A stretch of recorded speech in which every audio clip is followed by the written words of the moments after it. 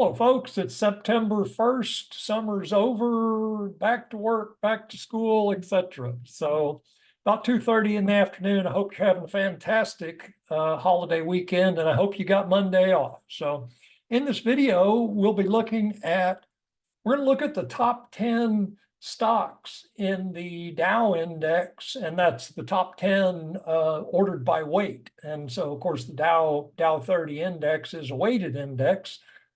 And so we'll be looking at the top 10 by weight. Let's go ahead and share my screen and we'll get started.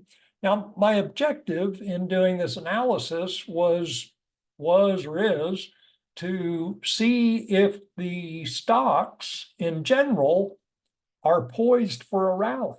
And my thinking is that, hey, it's an election year. What do we got? 2 months left, 3 months.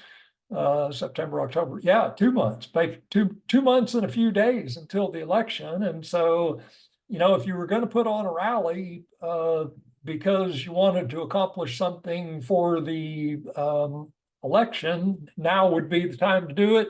And of course, in Friday's action, Thursday and Friday both, started to see some volume coming in on both a few stocks and the indexes. I want to start my timer here so I don't go too long. There we go. And so that volume supports the idea that we could be starting a rally. And of course, the Dow made a new all-time high on Thursday, and it was close on Friday. I don't think it was a new all-time high on Friday, but it was darn close. So yeah, looking for signs of strength and weakness. Are stocks poised for a rally? And is it even reasonable? That was a question as I was doing the preparation for this video. It's like, well, before we ask the question, are we expecting a rally into the election? Is it even appropriate to expect that? And so that was a question that I looked into and found an answer for. Here we are. This is the Dow index. This is by sector.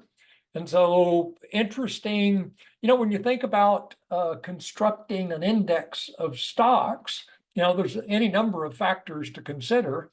And certainly the weighting by sector is a factor to consider. So this is the weighting by sector. Obviously, financials, healthcare, you can read. I'm not going to read those. So IT, that's, got a lot of the Magnificent Seven, the AI stocks, they're all in here, discretionary, etc. So there's the Dow 30 by sector. Now we're into answering the question, is it reasonable to expect a rally going into the election or because of the election? And so I found this interesting. And one of the reasons I do these videos is, I want to provide value to you, but it's also for my own edification and my own trading. And what I found, this was new information for me, year 3 is actually the best year if you're looking at the stock markets from the perspective of election cycles, the 4-year cycles. The third year is actually the highest performing. And then during the actual election year, that's not the best performance. And higher volatility. They're not saying it here, but higher volatility because investors are reacting to things that the candidates say, things that the candidates don't say. And as always, investors and traders are watching not only the economy as it is, but they're also listening to what the candidates are saying about their economic policy and how they might change economic policy. So a lot of factors that are influencing the markets in an election year.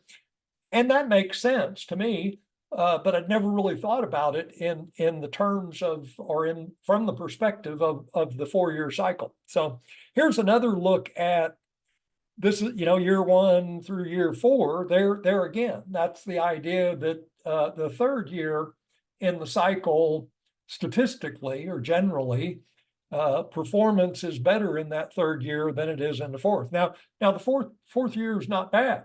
We get a 9% return. That's not a bad return from the stock markets, but I found it interesting that year three actually better. Well, and of course that makes some sense from the idea that the incumbents, the party, the president, the people who are currently in charge, they want to window dress the markets to make themselves look good in year four. And the time to do that is in year three. And so that may explain at least some of the outperformance in year three, is that they're window dressing for the election year. I found this interesting as well, that during the election year, it's financial services and energy. Those are the sectors that tend to outperform, best performers, and that tech actually underperforms in an election year. And of course, that's interesting if you are of the belief or of the perspective that currently the markets are being propped up by AI hype and basically the tech stocks in general, the Magnificent Seven, and we could look at those stocks and demonstrate how they are dominating the markets right now. Without those stocks, the markets would be in a world of hurt. And so anyway, I found it interesting that if the tech sector underperforms in year four, and combination of those two ideas, and that's the only sector that's holding the markets up right now, well, that's a potential for bad stuff to happen in the markets. So interesting. This is the 30 stocks in the Dow index ordered by weight.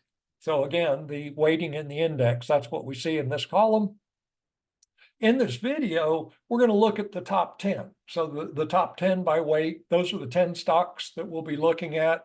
I don't know why Microsoft Corp is highlighted in yellow. That's not my highlighting. It's something they're doing on this website. So don't know why that's highlighted. Let's jump into the charts.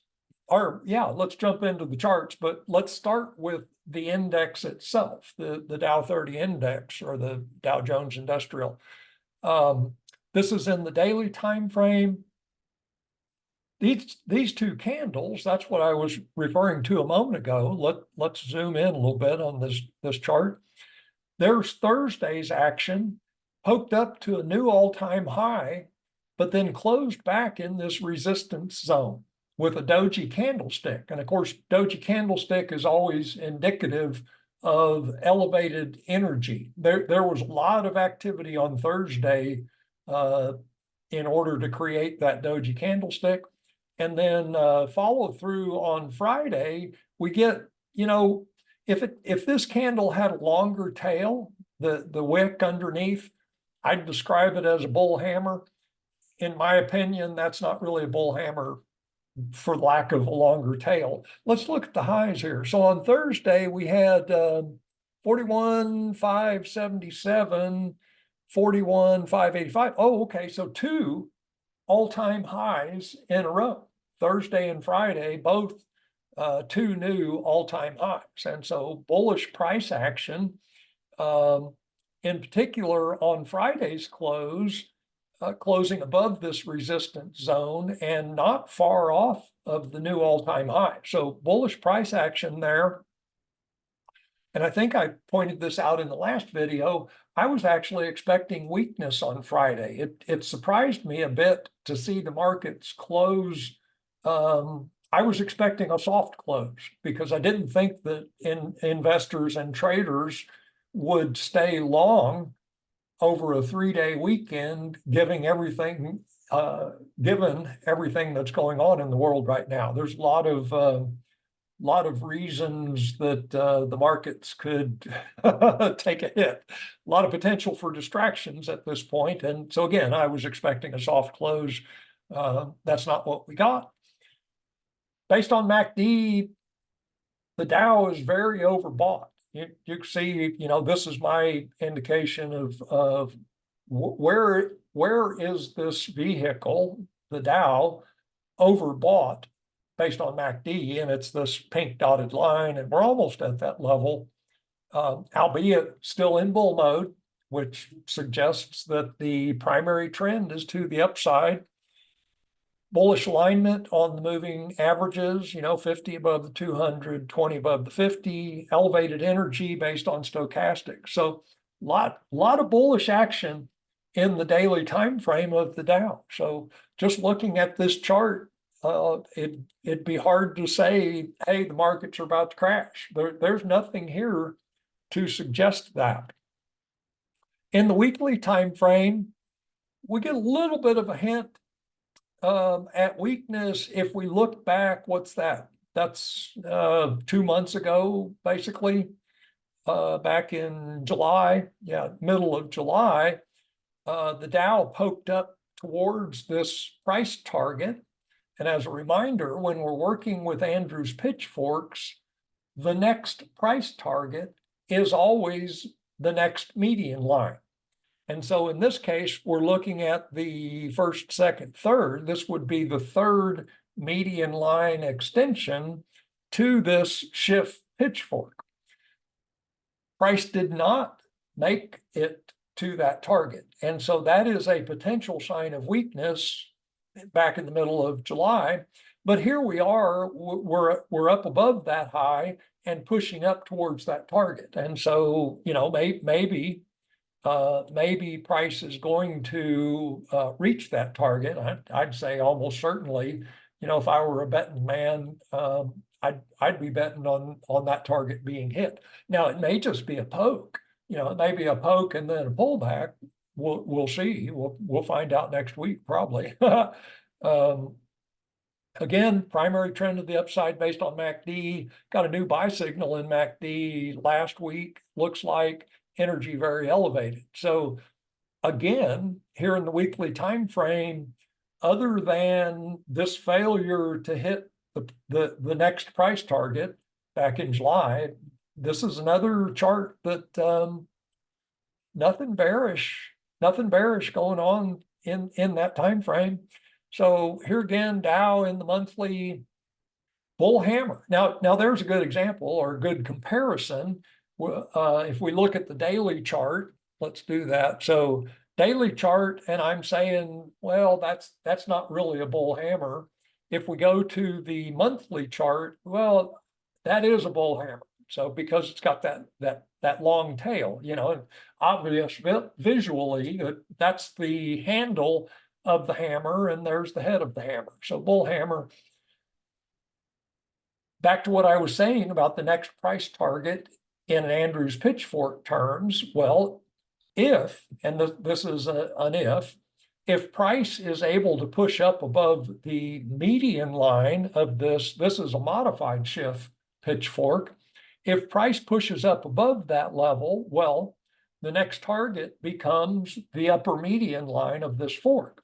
And of course, it's not likely to, we're not going to get one big bar that takes us straight up to the top of that channel. We could, but it's highly unlikely. So we go out a little ways in time and we set our target along the upper median line, but a few months out. So, and that's what we get here. And actually, I was surprised to see, that target, that's 48,000 as a potential price target in the Dow in, 4 months, 5 months, January, February, something like that. We might be looking at 48,000 in the Dow. We'll see. Based on MACD, again, very overbought, albeit primary trend to the upside, energy very elevated. So yet again, this is another bullish chart. If we're just looking at charts of the Dow, this is looking bullish. I think we got one more quarterly time frame. Not really anything new information wise in this time frame.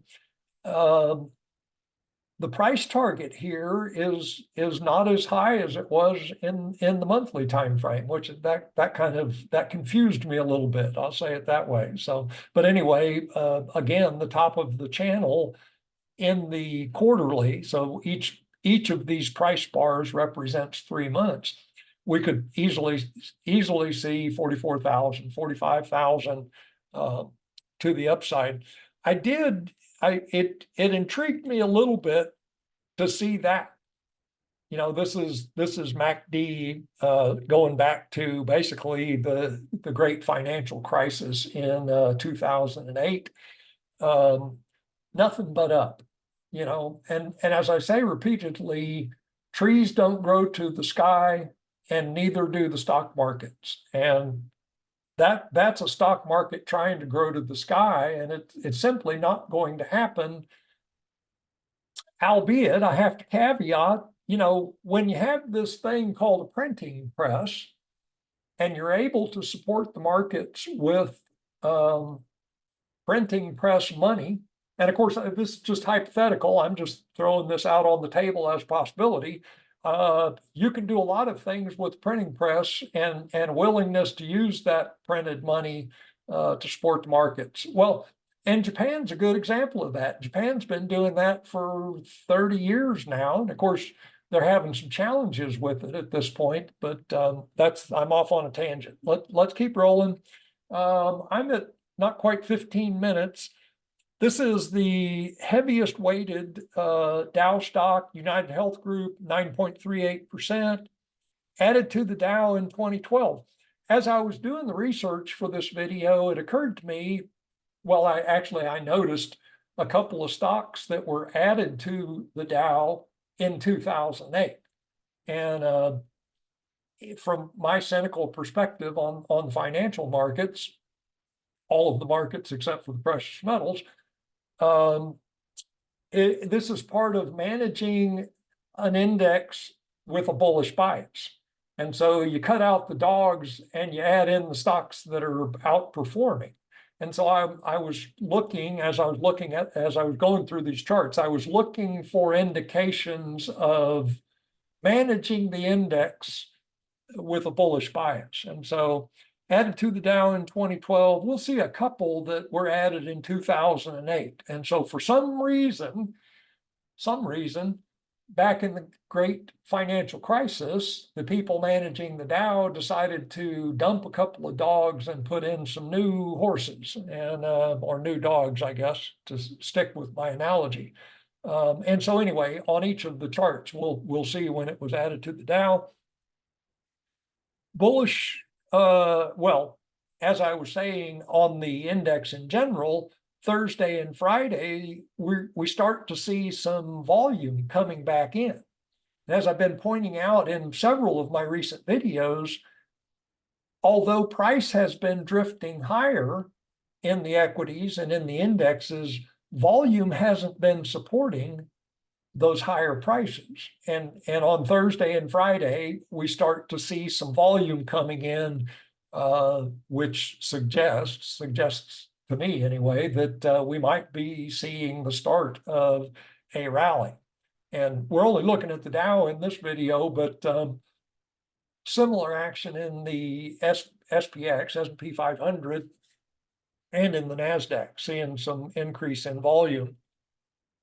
Albeit the NASDAQ is looking weak relative to the two other indexes. NASDAQ is weak, which, oh, interesting, what we were just looking at.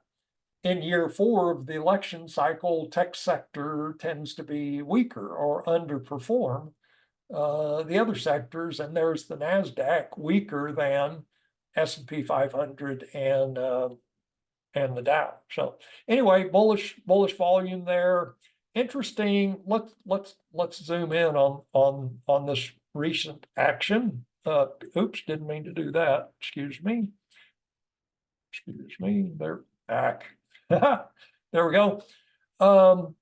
These candles right here, and likewise these candles, it's the upper and lower wicks. And so a lot of action, a lot of volatility in these candlesticks, but closing in the middle, or roughly in the middle. You know, anyway, the fact that we're getting both upper and lower wicks is indicative of increased volatility, hesitation on the part of investors and traders. You know, they're not really sure, hey, do I want to stay long in this thing? Do I not? anyway, we've got, what's that, 2, 4, 5 candles. So all of last week, we've got price in this vehicle pushing up into this resistance zone, but unable to close above it, unable to close above this prior high, although we get a couple of pokes above the prior high. So anyway, interesting series of candles there. Again, price target at the upper median line of the shift pitchfork. Let's look at the indicators. Investors are accumulating based on accumulation distribution, currently on a sell signal in MACD, but in bull mode. Primary trend to the upside, energy is elevated. Moving averages, bullish alignment in the averages. Look how overbought this thing is based on the moving averages. The 50 way above the 200, the 20 way above the 50. This is an excellent example of a stock that is horribly overbought based on the moving averages. Let's take another look at MACD. We don't really see the being overbought. It's actually at a new level of being overbought. If we look at this prior high in MACD, clearly, right now MACD is up above that level, but pulling back down to it, which that's kind of interesting. So anyway, very, very overbought based on the moving averages. So, and that may explain some of the volatility in these individual candles. Although I'm noticing a lot of these candles have upper and lower wicks. That's kind of curious action. But let's keep rolling. I'm at 20 minutes.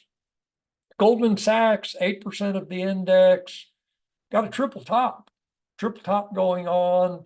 An attempt to push up through that level that failed, and we get this big drop off. We're back up at that level so far. Haven't been able to push up too far into this resistance zone. But again, Thursday, Friday volume, bullish action in volume. Notice that in general, got my magnet turned on. We've got declining volume as price was rising, and that's not bullish action. When price is rising, we'd like to see volume rising along with it, and that's not what we were seeing prior to Thursday, Friday. I don't want to spend too much time going through these charts in detail. Same thing, bullish alignment, very overbought based on the moving averages. Microsoft, 6.5%, bounce off this support resistance level. Support on this is the first median line extension to the downside, lower median line extension. Bounce from there, bounce on Friday. Again, big volume on Friday. Bearish volume action until Friday when we get this green bar. So what we see is as price was declining here, volume was rising. And that's exactly opposite of what we want to see in a bull market. And then on this rally, volume was falling off. And so that is suggestive of a counter trend rally, that this pop to the upside, that was just a counter trend rally. And potentially this is the start of a renewed downtrend. We'll see. Let's see, bear mode in MACD. So this is the first chart we've looked at where MACD has been in bear mode, and that's suggestive of the primary trend being to the downside, which again is supportive of the idea that this was a counter trend rally, and this is a renewed movement to the downside. So bear mode in MACD, currently on a buy signal. Let's see, quick look at the moving averages, 20 below the 50, but clearly finding support at this 200-day moving average, the 20. They're basically coincident. So Microsoft not looking that great. Home Depot, almost 6% of the index, pushed up into this resistance zone, poked through and then fell back. Volume not looking great. So, this stock is not supporting the idea of bullish activity overall throughout the markets. Let's see if there's anything else. Bullish alignment in the moving averages, MACD in bull mode. Let's keep rolling. Home Depot tends to be a strong stock. And as we saw during the pandemic, actually Home Depot outperformed because everybody was staying home and doing home improvements. That if I'm going to have to sit in my house all day, I want it to look pretty. And so they were taking on lots of projects, and Home Depot was booming. Caterpillar, again, 5.5%, pushing up into this highlight here. Tim Morge, in some of his advanced classes, teachings, he talked about price magnets occurring at the intersection of two pitchforks. And so in this case, we've got an Andrews pitchfork, the blue fork, and then a Schiff pitchfork, the downsloping red fork. The intersection of those two forks acting potentially as a price magnet. Of course, we got that price bar pushing right up into that area. We'll see what it does Tuesday morning. Notice as well that the price is still a pretty good ways below this resistance zone. So we're not seeing the bullish action in this stock that we saw in the first two stocks that, they're poised. We looked at United Health, ready to push up to new all-time highs. Goldman ready to push up. Not looking good, not looking good, not looking so good. So, but bull mode based on MACD, elevated energy, moving averages and volume. Again, there's Thursday's volume, bullish action, big spike in volume, along with an increase in price, which, that's consistent. We want to see increasing volume as price rises. Moving averages in bullish alignment. Let's see, Amgen, 5.25, pushing up into a resistance zone. Not quite there yet. This pink trend line is an example of a sliding parallel. And that concept from Tim Morge, Dr. Timothy Morge again. Interesting gentleman. 3 PhDs from the University of Chicago. Physics and math, and I forget what the third PhD is in, but a very intelligent man. So sliding parallel. So you take a line that's parallel to the median lines of the pitchfork. And so that's what we've got in this pink line. And then you slide it around the chart. And so that's aptly named. It's a sliding parallel. And quite often we'll find that price action is offset from the median lines. And in my opinion, that's what we're seeing here, that the price action, for whatever reason, is offset from the median line. It's finding support above this level. In other terms, we could refer to this as a bullish offset, that price has enough energy that it didn't have to come down to this level to find support. It found support higher up, bullish offset. So that's enough me geeking out on technical analysis. MACD in bull mode, new buy signal back, what was that, Wednesday? Not exciting accumulation distribution. So for whatever reason, investors have been, in general, they're not hanging on to this thing. So not sure why that is. Energy is elevated, moving averages and volume. Bullish alignment for now, but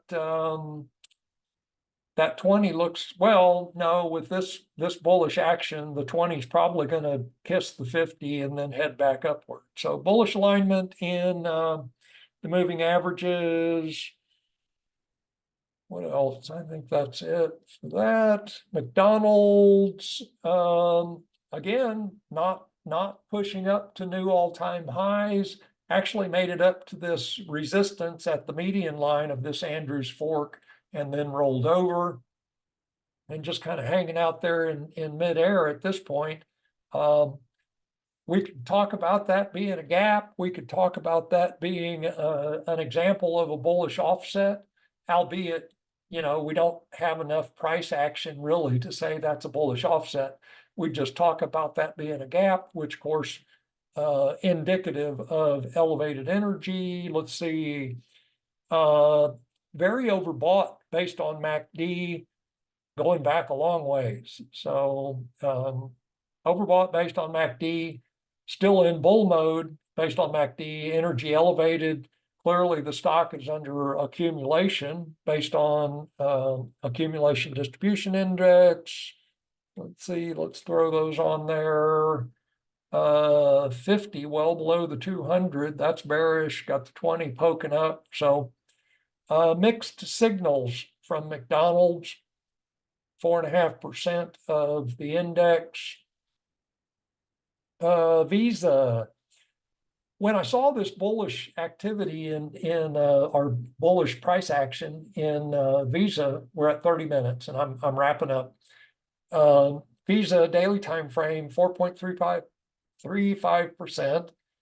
When I saw this bullish activity, the first thought that popped into my head is that are we seeing strength in the credit cards because the consumer is rolling over? It's basically, instead of buying their day-to-day goods out of income, they're now relying on their credit cards for day-to-day, buying groceries, buying gas, and putting it on credit. And potentially that's why we're seeing strength in the credit card stocks. So anyway, and that's when I saw this, I keep a list of videos to do. And so that went on the list. It's like, okay, let's take a look at all of the credit card companies and see what's going on with them. But anyway, here in Visa, very bullish price action, albeit got a long ways to go towards making any new highs, and lots of overhead resistance. I mean, we could sit here and draw any number of resistance levels overhead. Doesn't accomplish all that much in doing so, other than to demonstrate that there's a lot of overhead resistance in this thing, even if it does want to go higher. So, and of course, the idea that consumers might be relying on their credit cards right now, that's not bullish, albeit they're not invested in the stock market. It's people with money primarily in the stock market. The consumers who are living on their credit cards, they're not investing in the stock markets, unless maybe through their 401ks. So bullish price action, let's take a look at the other indicators. Volume, a little bit of a rise in volume. This is actually bearish alignment in the moving averages, 50 below the 200, 20 below the 50. That's the first stock where we have seen that. Interesting. MACD in bull mode on a buy signal. Accumulation distribution, looks like people are, they were dumping back here, but perhaps starting to accumulate again. Energy is elevated. So interesting to see this action in Visa. Let's keep rolling. American Express, another credit card.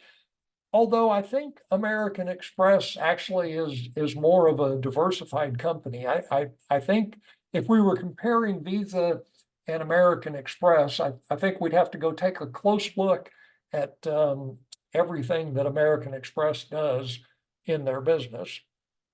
4% of the index, been in the index for a long time.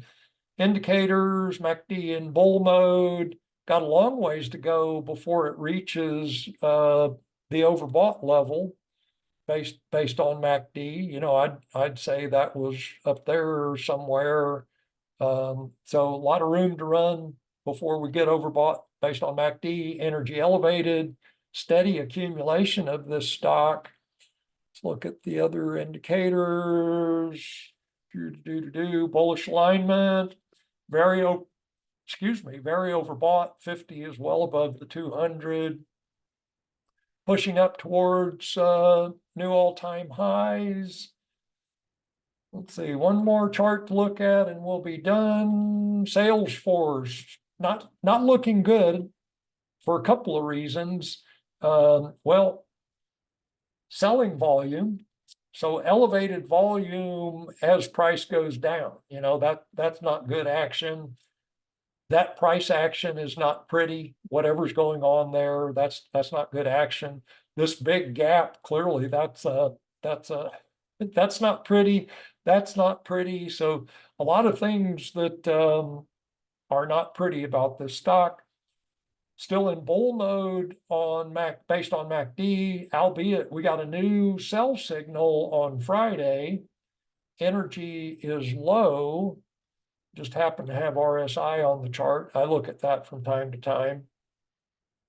Looks like investors started to divest themselves of this stock last week.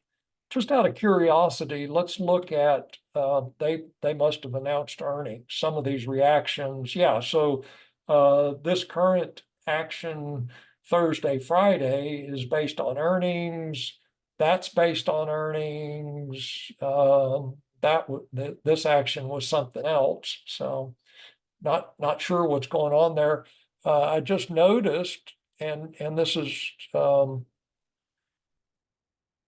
if we look at this level as being, it's a support resistance level. Oh, it's tough being OCD, folks. I got to get that line horizontal. So resistance, we break through, support fails. Now price is rallying back up to where support failed and is unable to make it to that level. That's one indication of weakness. And then also, as I was referring to in the NASDAQ, it's what's going on in the NASDAQ right now. We have this open gap. Well, it's not that big. We have this open gap that price has failed to fill. I'm not having much luck with that. We've got this gap that remains open above this price action. And of course, we're back in May, but several indications at this point that this stock was already weak. There's a big clue that, hey, this stock is not healthy. And again, earnings just last week, that stock's not doing well. So I'm at 37 minutes. I'm going to wrap this up. Again, this is the first 10 Dow components by weight. I may or may not look at all of the remaining stocks. You know, we can go through them one by one. I don't know that there's a lot of value provided in that. I may divide them up and we'll look at the strong ones and then look at the weak ones. But let's wrap this up for now. In general, going on the index itself, and then, you know, a few of the stocks that we looked at and the bullish pickup in volume on Thursday and Friday, you know, in the big picture, the Dow's looking pretty good, all in all, albeit there's certainly several stocks in the set of 10 that would give me concern. You know, if I was invested in the index, if I had an ETF tracking the Dow index, I might be considering if I wanted to hang on to that. But anyway, wrap it up here. Let me stop sharing my screen. Enjoy the rest of your weekend, folks, and I will talk to you soon.